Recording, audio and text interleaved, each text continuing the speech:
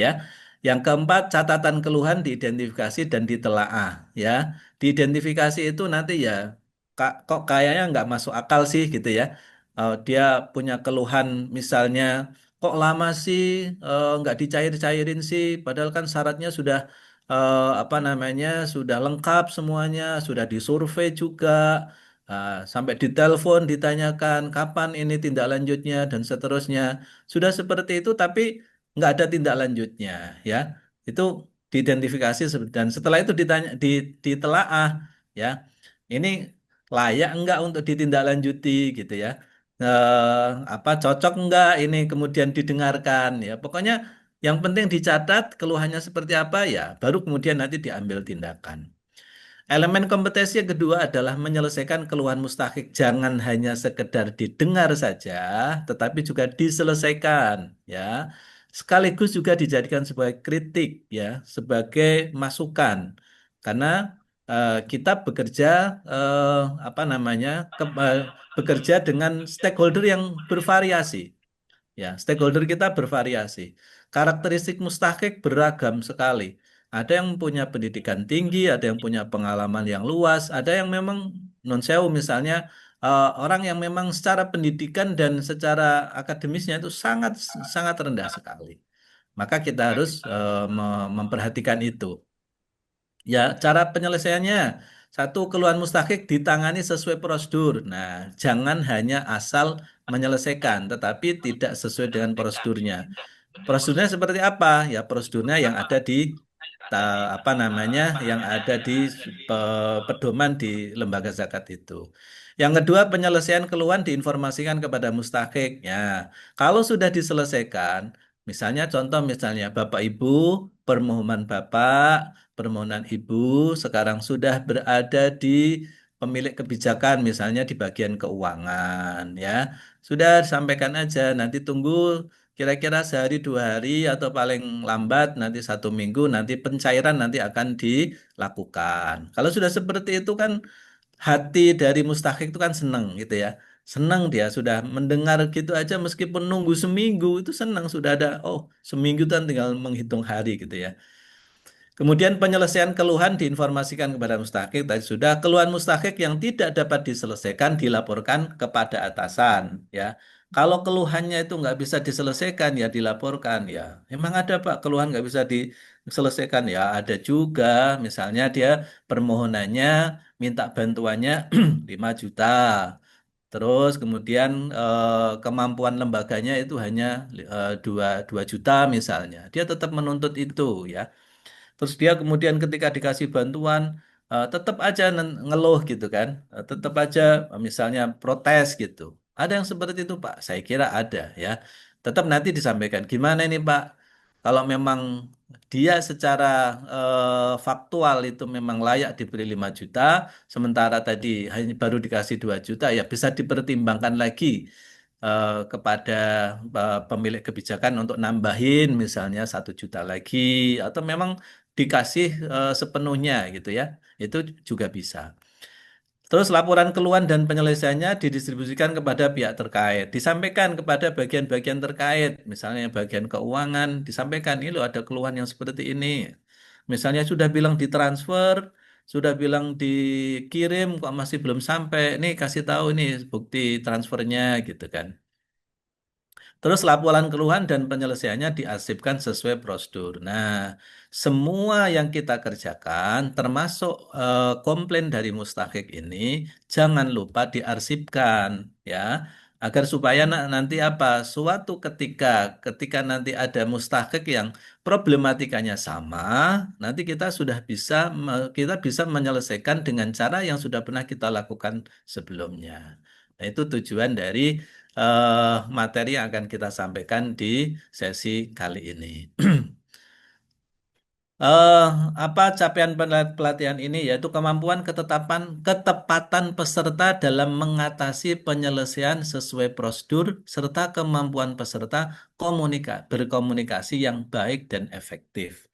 Ya, ini target dari pelatihan materi ini adalah amil mampu dan tepat ya dalam mengatasi penyelesaian keluhan sesuai dengan prosedur dan kemampuan peserta untuk komunikasi. Lagi-lagi kunci dari core bisnis kita adalah layanan, ya. Dan layanan itu adalah dapat apa namanya diukur dari sisi sejauh mana efektivitas komunikasi itu dilakukan, ya. Komunikasi yang efektif, ya. Ya, dalam keluarga saja mungkin di Bapak Ibu banyak permasalahan yang kita dengar, seringkali kita dengar bahwa problem permasalahan di rumah tangga itu karena kesenjangan komunikasi, ya.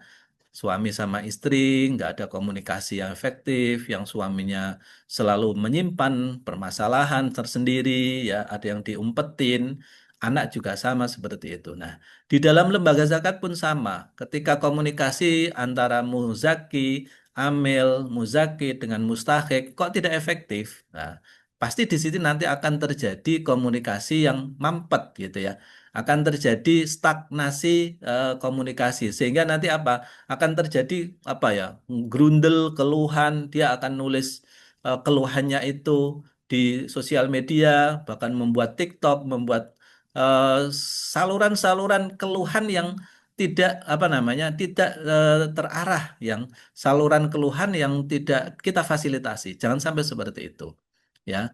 Sebisa mungkin ketika ada keluhan sedikit dari mustahik, jangan sampai disalurkan melalui sarana apa namanya yang tersedia, ya, sarana publik yang tersedia, melalui sosial media, melalui apapun yang itu bisa menurunkan marwah dari lembaga zakat itu sendiri. Sebetulnya bisa diatasi, ya, tapi karena lembaga zakat tidak menyediakan sarana untuk komplain, maka akan terjadi liar, gitu ya, akan terjadi komplain liar sehingga tidak bisa dibendung, dan itu nanti akan menimbulkan presiden yang buruk untuk lembaga tersebut. Prinsip dasar dalam dunia pelayanan jasa adalah customer satisfaction. Tadi sudah sering kami sampaikan bahwa kepuasan pelanggan di sini kami pelanggan ini kita anggap sebagai apa, muzaki dan mustahik ini adalah customer kita atau stakeholder dari lembaga zakat. Maka bagaimana kepuasan muzaki, kepuasan mustahik itu menjadi yang utama. Bagi lembaga zakat, customer satisfaction yang harus dituju adalah kepuasan muzaki dan mustahiknya. Jadi itu antara muzaki juga puas dan dia bisa nanti akan berulang kembali mengeluarkan zakat ke lembaga zakat Bapak Ibu, mengeluarkan infak sedekah ke lembaga zakat Bapak Ibu, ya, selalu berpartisipasi di dalam kegiatan-kegiatan yang dibuat oleh lembaga zakat Bapak Ibu karena dia merasa puas. Karena dia merasa senang, merasa cocok. Bahkan dia akan apa? Mengajak orang lain, mengajak temannya, mengajak saudaranya, mengajak tetangganya untuk membayar zakat ke lembaga zakat Bapak Ibu ketika dia puas dengan layanan, dengan program, dengan kegiatan yang dilakukan oleh lembaga zakat Bapak Ibu. Nah, bagaimana kepuasan mustahik? Kalau kepuasan mustahik apalah kemudian sama seperti kepuasan muzaki, kemudian dia minta apa, minta zakat terus, minta dibantu terus seperti itu. Bisa jadi seperti itu. Kalau memang haknya, ya, kalau dia haknya, ya dikasih karena memang itu punya mustahik. Tetapi jangan sampai juga kepuasan mustahik itu menjadikan ketergantungan dia kepada lembaga zakat Bapak Ibu. Jangan sampai. Kalau sudah tergantung, ini berarti ada semacam kegagalan kita di dalam mengedukasi terhadap mustahik. Ya, kita ngasih bantuan, iya. Kita menolong, iya. Tapi jangan sampai bantuan kita, pertolongan kita itu menjadikan ketergantungan yang pasif. Ya, dia terus kemudian terus menerus, nanti kalau saya ada kesulitan langsung mengadunya ke lembaga zakat Sidogiri gitu misalnya, dan seterusnya ke lembaga zakat lain. Wah, enak kok di sana langsung dilayani gitu, dan dapatnya banyak lagi, gampang lagi gitu kan. Ya, yang satu sisi nggak apa-apa karena memang hadiah. Tetapi di sisi yang lain kita kemudian tetap harus berpikir bagaimana bantuan kita itu bisa mengedukasi, ya, tidak menjadikan ketergantungan terhadap si mustahik itu. Kemudian sikap dasar dalam melayani komplain mustahik adalah ada 4. Satu, meminta maaf dan tidak memberikan alasan. Ya, ini yang agak susah ini. Meminta maafnya iya. Tapi tidak memberikan alasan ini, tetap kita harus bisa menahan. Dalam arti apa? Ya sudah, diterima aja, didengar aja gitu ya. Misalnya dia komplain, kok lama sih Pak? Oh gitu ya. Oke, nanti saya usahakan ya supaya cepat gitu. Mohon maaf ya atas ketidaknyamanannya gitu. Ya sampaikan itu aja. Nggak usah dikasih alasan yang macam-macam yang bertele-tele yang menimbulkan nanti perdebatan yang tidak berkesudahan ya, yang mustahiknya itu komplain terus kemudian ditanggapi, tanggapin lagi terus nggak ada selesainya. Tetap kita pada posisi sebagai intermediasi. Kita amil itu kan sebagai intermediasi ya, sama seperti bank gitu. Ya kita memediasi antara hak apa namanya haknya mustahik dari pemberi zakat yaitu muzaki. Kita sebagai orang yang menyampaikan. Nah, ketika dikomplain oleh mustahik, ya sudah kita terima aja ya, meskipun di dalam hati dalam pikiran kita itu ngedumel banget di dalam, nggak tahu diri banget, udah dibantu gitu kan, masih komplain, wah minta ini segala macam, ya nggak apa-apa didengarkan aja ya. Kesabaran itu memang bagian dari yang dibiasakan di dalam diri amil zakat. Yang kedua, stay calm, merespon komplain. Ya, nyantai aja, dengerin aja, ya. Tapi juga jangan kemudian kelihatan kayak meremehkan, gitu kan. Ya, ketika kita apa menanggapinya dengan santai, gitu kan. Ya, didengerin sambil ya jangan pasang muka mimik, pasang-pasang muka yang ngenyek gitu ya, jangan ya. Jangan pasang muka yang kelihatan kayak merendahkan, jangan ya. Karena kita ini kan sebagai pelayan dia gitu kan. Ya, kalau jadi pelayan dia ya dengerin aja santai gitu. Lalu kemudian menyimak dan mendengarkan dengan baik ya. Didengerin, jangan dibantah, jangan kemudian disela-sela omongannya, omongannya diselakin gitu. Jangan. Udah dengerin aja ya. Lalu kemudian memberikan solusi follow up-nya. Ini solusinya follow up-nya seperti apa? Sekecil apapun komplain dari mustahik, jangan sampai tidak dicatat dan tidak diberikan solusi. Ya, ya ini pinter-pinternya dari Amil untuk kemudian apa namanya mengambil hati dan memberikan apa saran dan solusi kepada mustahik yang komplain tadi ya. Tentunya ini apa namanya menguji kemampuan dari si Amil ya, termasuk tadi menguji kemampuannya untuk kemudian memberi solusi yang tepat. Jangan kemudian Amil yang bagian layanan mustahik ini sedikit-sedikit nanti dilaporkan kepada atasannya. Seakan-akan dia hanya sekedar sebagai mikrofon aja, jangan. Tetap harus belajar ya sedikit-sedikit untuk bisa menyelesaikan masalah secara mandiri ya. Kalau memang saking tidak bisanya, saking kewalahannya nggak bisa ngasih solusi, baru kemudian disampaikan kepada atasan agar supaya ya agar supaya nanti eh, bisa ada solusinya begitu. Terus kemudian prosedur penanganan komplain mustahik ada prosedurnya, Bapak Ibu. Jadi nanti ada apa namanya, ada datanya, ada formulirnya, ada formulir komplain mustahik itu ada. Kalau selama ini di lembaga zakat Bapak Ibu masih belum ada, belum punya, nanti dari poros itu biasanya sudah punya contohnya seperti apa. Ya memang diisi. Ya tugas dari amil zakat itu ya memang ribet gitu ya. Secara administrasinya ribet gitu. Ya tapi mau apa lagi, mau gimana lagi itu sudah menjadi tanggung jawab kita gitu kan. Ketika jenengan sudah mengikatkan diri dengan lembaga zakat, ya siap-siap capek gitu kan.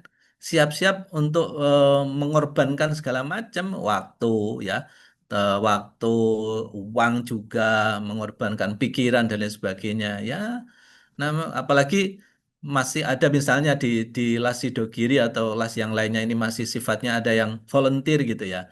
Ya kalau sudah terjun di lembaga zakat ya harus siap-siap dipaidu ya, siap-siap di apa namanya dimarahin sama mustahik gitu ya, dikomplain sama mustahik ya harus siap-siap itu ya.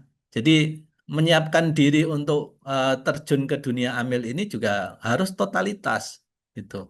Jadi siap dipaidu, siap dikomplain, siap mengorbankan keluarga, bahkan waktu yang seharusnya untuk keluarga, nanti waktu libur misalnya libur keluarga, tiba-tiba nanti ada acara yang apa namanya yang diadakan oleh lembaga zakatnya tetap harus didahulukan. Apa namanya dikorbankan yang untuk keluarga tadi. Nah, kalau sudah seperti itu kok masih dikomplain ya sudah nggak apa-apa, tetap harus ditangani secara prosedural. Komplain mustahik diterima sesuai prosedur yang berlaku. Ya, ada prosedurnya, ya, ya, ada didengerin, dicatat, terus kemudian nanti dimasukkan di dalam form, lalu kemudian nanti apa namanya, lalu dicarikan solusi dan disampaikan solusinya seperti apa. Setelah itu komplain mustahik ditindaklanjuti sesuai dengan prosedur yang berlaku, ya. Ditindaklanjuti, Pak. Jadi jangan hanya di atas kertas lalu kemudian ditumpuk di atas meja gitu, jangan. Kasihan dia sudah berharap betul ya. Paling tidak ada solusi yang membuat dia lega gitu. Meskipun solusinya itu ditolak gitu, nggak apa-apa. Pasti ada resiko keputusan pengambilan keputusan dari kita yang membuat mustahik itu kecewa itu ada dan itu resiko. Jangan nggak usah merasa khawatir kalau kemudian mereka kecewa itu terus merasa kasihan gitu. Nggak apa-apa biasa aja gitu. Jadi kalau sudah kecewa ya gimana lagi kalau memang tidak memenuhi persyaratan misalnya secara administrasi nggak apa namanya sudah memenuhi persyaratan tapi secara faktualnya nggak memenuhi persyaratan gitu dan kemudian ditolak gitu. Contoh misalnya dia mengajukan bantuan secara administrasi lengkap, lalu kemudian ketika diverifikasi faktual di lapangan kemudian nggak sesuai, lalu kemudian ditolak, padahal dia secara penilaian lembaga zakat itu nggak layak untuk dikasih bantuan gitu, nggak layak dikasih zakat. Tapi dia merasa dirinya layak gitu. Lalu kemudian ada semacam komunikasi, ada diskusi, kira-kira seperti apa jalan tengahnya. Kalau memang benar-benar keputusannya nggak bisa dikasih bantuan, ya sudah nggak apa-apa. Kecewa pasti. Nggak usah khawatir Bapak Ibu. Ketika nanti ada mustahik yang kecewa, bahkan sakit hati, kemudian marah, ya stay calm, santai aja. Nggak apa-apa, pasti itu akan terjadi. Nggak bisa kita memuaskan semua pihak. Nggak bisa kita kemudian menyelesaikan semua problematika mustahik itu enggak. Kemampuan kita terbatas. Dana kita terbatas. Termasuk wong pemerintah aja yang punya duit ribuan triliun aja, yang membuat program penanganan kemiskinan aja, tiap tahun dananya ada, tetap aja orang miskinnya tetap banyak. Dan yang orang miskinnya itu juga ya seperti itu. Kadang-kadang kalau tahun ini dikasih, besok enggak marah gitu kan. Contoh misalnya PKH dulu tercatat sebagai PKH, sekarang enggak marah gitu kan. Ya biasa aja. Di lembaga zakat pun sama. Yang tidak puas, yang kecewa, yang marah pasti ada. Bapak Ibu di lembaga zakat nggak usah khawatir dengan kekecewaan dan kekesalan itu, kemarahan itu. Selagi masih bisa dikasih solusi, selagi masih bisa ditangani, diselesaikan, selesaikan dengan sebaik-baiknya, semakruf-makrufnya. Tapi kalau sudah tidak bisa, ya sudah mohon maaf karena memang keterbatasan kami, lembaga kami memang belum mampu, ya sampaikan permohonan maaf atas ketidakmampuan untuk membantu menyelesaikan problematika dari mustahik tadi. Maaf, Kemu- Pak, sambil makan ya, karena lapar. Nggih, gimana Bapak? Sambil makan saya, Pak, lapar. Oh, Yuk, silahkan, silahkan, boleh. makan. Yang penting sambil ngopi, sambil ngerokok boleh Pak. Yang penting apa namanya di mute aja ya Pak. Jadi supaya nanti bisa Bebas, bebas, bebas. bebas, silahkan sambil makan, silahkan sambil ngopi, silahkan. Oke, saya lanjut ya Bapak. Kemudian prosedur menerima komplain mustahik. Ya, ini ada prosedurnya juga Bapak. Satu, keluhan mustahik diterima dengan formulir keluhan mustahik ya. Disediakan formulir khusus. Wah, belum punya contohnya Pak. Ya, nanti minta ke Poros, minta ke Mbak Lisda. Wah, contohnya seperti apa ini? Nanti ada nanti. Ya, Formulirnya ada, dicatat di situ kapan, nama siapa, komplainnya apa, lalu kemudian di situ nanti ada formulir apa solusinya seperti apa, kapan solusi itu ditangani, ya, semuanya ada harus harus diisi. Kemudian yang kedua, keluhan dicatat pada formulir keluhan mustahik, jangan sampai salah ya. Nanti keluhan mustahik dicatatnya nanti di keluhan muzaki misalnya. Nah, itu jangan sampai. Atau di formulir yang lainnya. Nah, mudah-mudahan di lembaga zakat Bapak Ibu semuanya formulir-formulir yang terkait dengan kebutuhan administrasi lembaga nanti sudah disiapkan. Kalau belum ya, nanti bisa nanya kepada Poros. Insya Allah Poros membantu. Poros tuh baik banget kok. Jadi mau membantu Bapak Ibu semuanya tentang kebutuhan administrasi yang masih kurang begitu. Yang ketiga, ucapan permohonan maaf dan terima kasih disampaikan kepada mustahik. Lagi-lagi, ya kita tidak sempurna. Amel ini bukan Superman, ya. Amel ini tetap manusia biasa yang diberi amanah untuk menjadi intermediasi, menjadi mediasi para muzaki membayar zakatnya. Mediasi mufek membayar infaknya, mediasi mutasodik yang membayar sodakonya untuk diberikan kepada mustahik ya untuk dikelola dan diberikan kepada mustahik. Kenapa seperti itu ya? Karena ada izah, ada kewibawaan yang harus dijaga oleh oleh amil tentang status kemustahikan seseorang. Karena kan mustahik itu kan ya ada dua ya, mustahik yang as-sa'il dan al-mahrum. Mustahik yang asail yaitu mustahik yang memang sukanya minta-minta. Dia apa ya punya karakter peminta gitu. Ya nggak apa-apa. Memang orang yang kekurangan, orang yang butuh minta itu biasa. Ya dan ada tempat yang dibuat minta ya nggak apa-apa.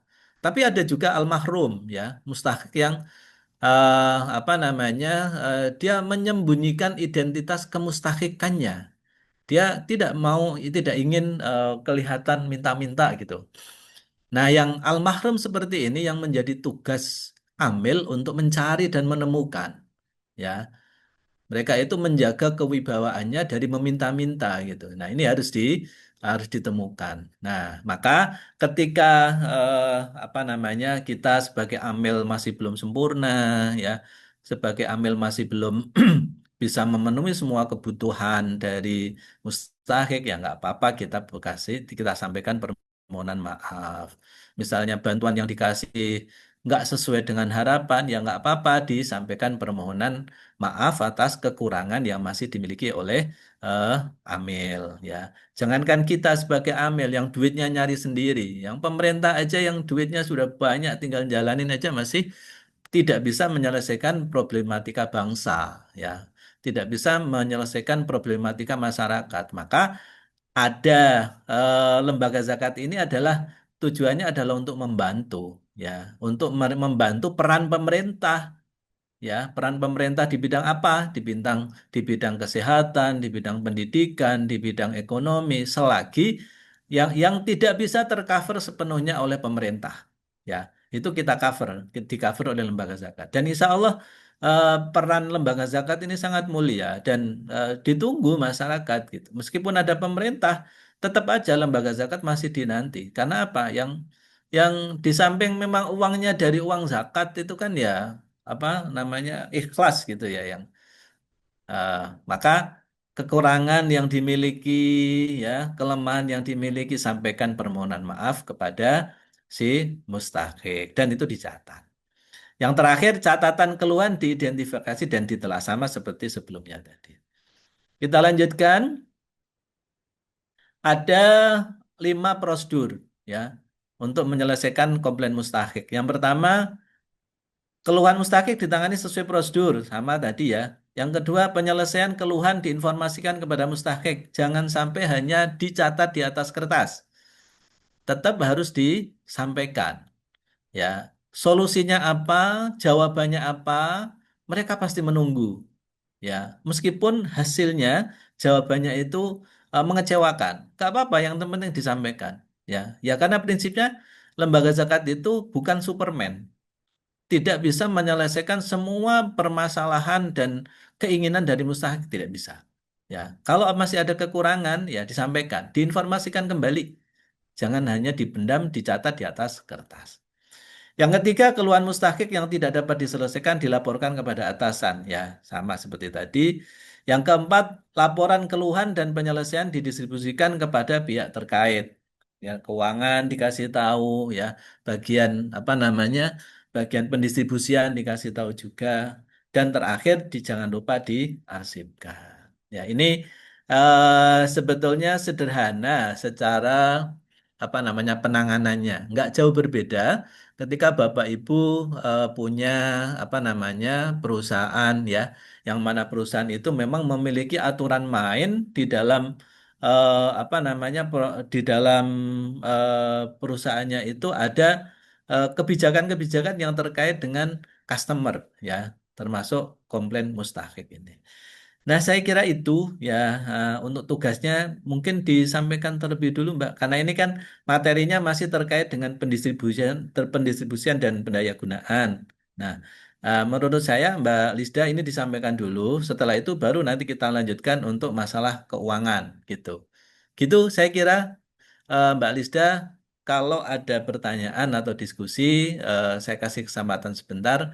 Barangkali materi ini mungkin ya, Bapak Ibu semuanya ada yang perlu didiskusikan, ada yang perlu disampaikan. Saya kira bisa disampaikan dan kita sambil apa namanya jeda sebentar. Begitu, kembali saya kembalikan kepada Mbak Lisda. Baik, terima kasih kepada Bapak Nur Afla atas materi tentang menangani